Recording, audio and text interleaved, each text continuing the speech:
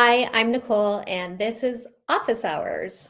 So I write a newsletter called Human and AI, and I get a lot of questions from people around my life about AI. And usually, they're pretty simple questions that I feel like I can answer. And what I want to share with Office Hours is the answers to those questions because I know a lot of people probably have these questions. So this week. I got a question from a fellow mom, and it reflects what I think a lot of people are feeling right now. She said, I have two kids, a full time job, and about 20 minutes of free brain space a day. Do I just accept that I'm going to be behind on AI? And first thing I always want to say is you're not behind. You are not behind on AI. You're just in time. So the best time to start is now. Get started. You don't have to worry about being behind. It's, believe me, easier than you think. Okay, so the way that you think about AI is probably going to be it's going to be your biggest enabler or your biggest barrier, like most things with mindset, right?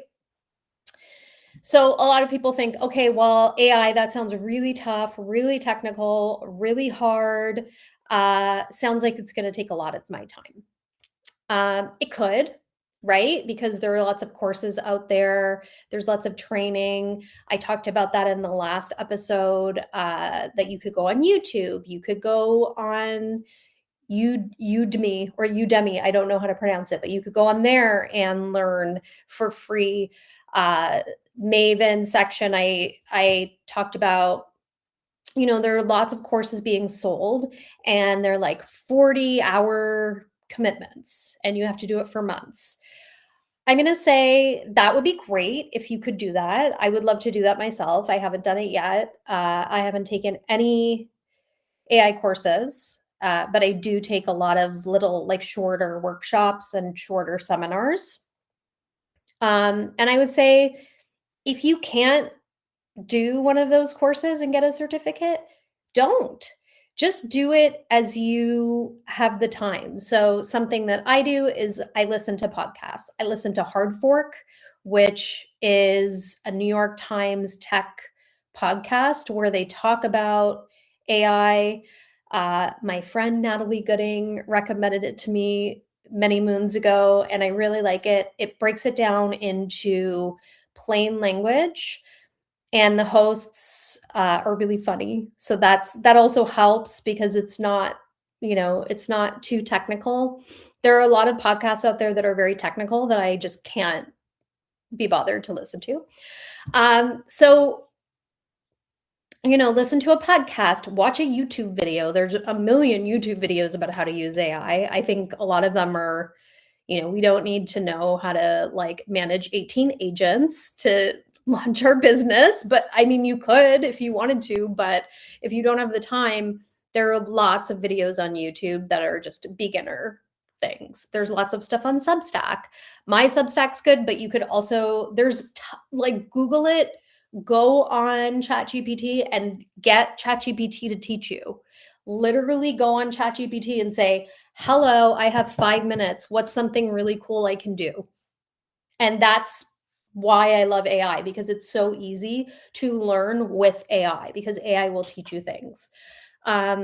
If you say you have the 20 minutes of brain space, I would say don't use that learning AI. Use that on Love is Blind, but that's just me. The better way to do it is, like, when you're at work, just try AI for the thing you're doing.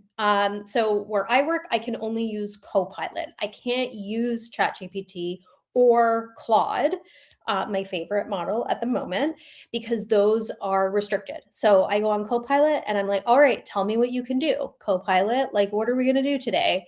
And that's one of my favorite things to do is when I start the day, I have Copilot Premium, the paid version. So it has some really cool things that I can do. And I just say, hey, look at my emails, my Teams messages, this project tracker that I use, and tell me what I need to prioritize today. Like, what is due?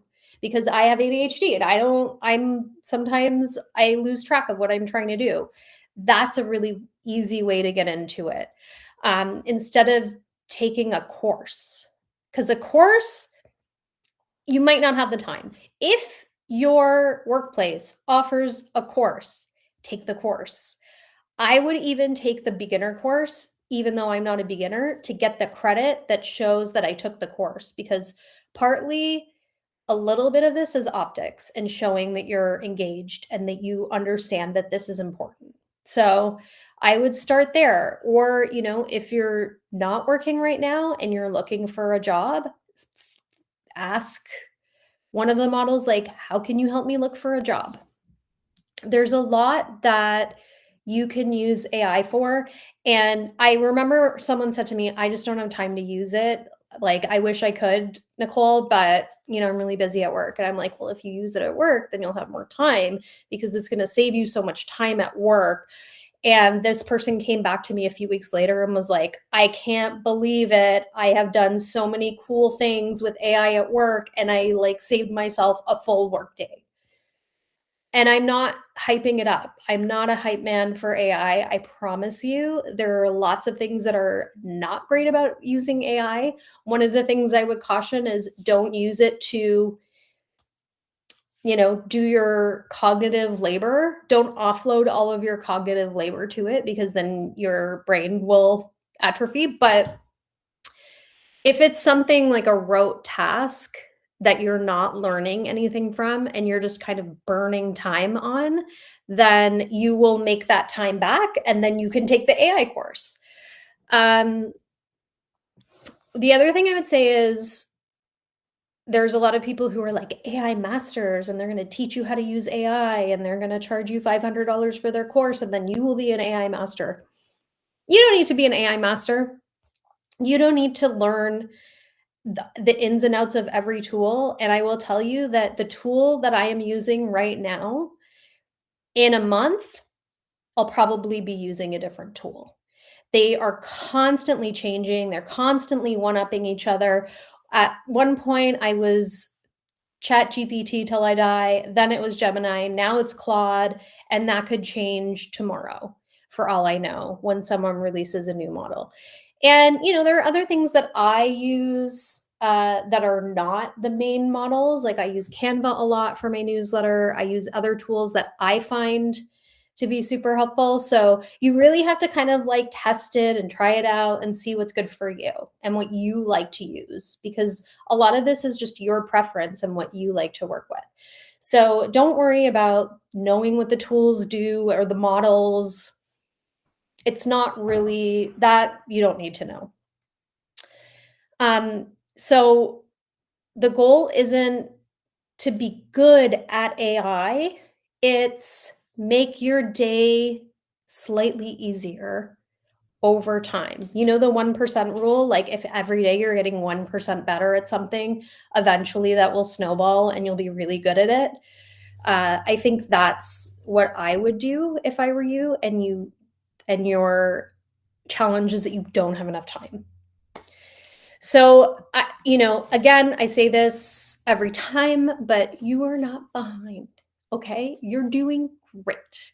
Even watching this means you're not behind. You're thinking about it. But what you do have to do is stop thinking I'll catch up on that later. I want you to try it now. And the reason I want you to try it now is because people who have AI skills are a lot more employable. They make more money statistically. And there are more opportunities out there for people who know how to use AI. So if you spend 20 minutes a day applying this to your real work, it will take you much further than a 40-hour course, even though you'll get a nice certificate, which, I'm not here to poo-poo on people who are taking certificates and really optimizing their lives with AI, and they have 18 agents going. Good for them. Great. I think that's awesome. But if you're just, if it's either, 18 agents or just never knowing it, I'd rather you just kind of do a little bit a day. So this is office hours Really enjoyed talking to you today, and really enjoy answering questions from real people in real life.